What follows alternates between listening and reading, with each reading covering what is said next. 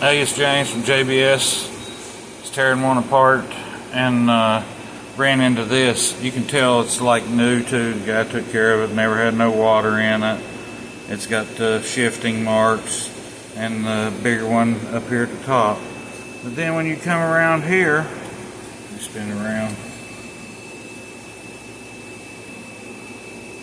Right here, the belt has never touched right there the whole time this bike, from the time it was new.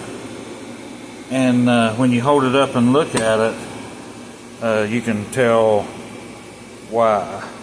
I don't think it's going to focus on it.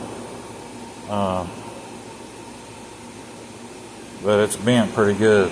And that was like that the whole time he had it, because there's no other marks on it. It's all clean.